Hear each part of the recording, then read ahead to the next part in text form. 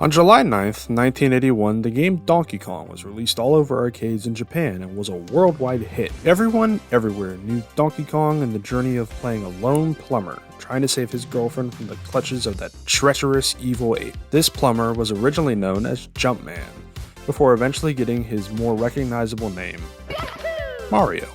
Mario would go on to star in many games since then, including Donkey Kong Jr., Mario Bros., the Game & Watch series, and his debut title on the Nintendo Entertainment System, Super Mario Bros. This would start a series of successful 2D platformers, which would include Super Mario Bros. 2 and 3 on the NES, and Super Mario World, and Super Mario World 2 Yoshi's Island on the SNES. Mario's success in 2D was unparalleled, and with the development of the Nintendo 64 and the new possibility of 3D games and graphics, Nintendo decided that Mario would be the first of their IPs to turn into a 3D adventure, and that adventure was released in 1996 and became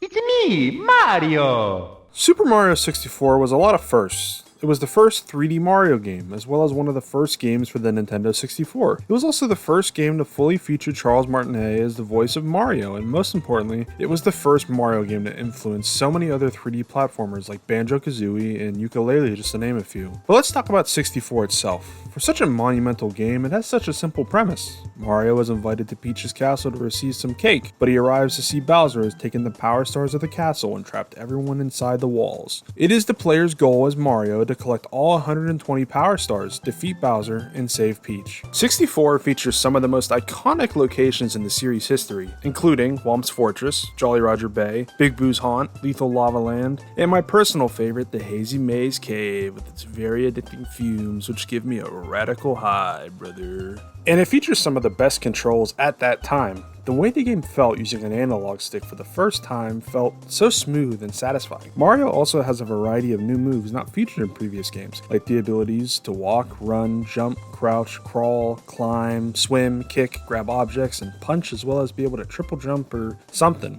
Pretty much, you can do everything in this game. 64 is not a very long game, with a casual player taking about 12 hours to complete and defeat Bowser and get your cake, if you know what I mean. So why is this game so widely revered, even to this day, over its successors, Sunshine, Galaxy 1 and 2, and Odyssey?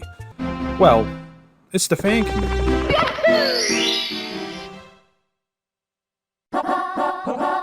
Super Mario 64 is a very passionate and devoted fan community with so many amazing people keeping this game alive. 28 years after release, the game's speedrunning community is thriving with many streamers participating in a variety of different speedruns. The Super Mario 64 speedruns are split into 5 different categories: 0 star, 1 star, 16 star, 70 star, and 120 stars. There is so much time and effort going into these speedruns, and to complete them as quickly as possible, with some completing a 0 star run in only 6 minutes approximately. There are way too many speedrunners to name, but some of the most prominent and popular ones include Green Luigi, who holds 3 of the current world records: Ouija, Simply, Cheese, Slippery Nip, and my personal favorite, Mark. There are also tons of artists and filmmakers who use Super Mario 64 as a stepping stone to achieve greater creativity. The most well-known example of this was SMG4, who started off his career making funny Mario 64 edits and source filmmaker videos, and he used this to create his own universe of characters and lore which are still growing to this day, as well as helping produce original series like Murder Drones and The Amazing Digital Circus. There was also a whole remake for the game for the Nintendo DS, which added 30 more stars, new levels, and 3 brand new playable characters: Luigi,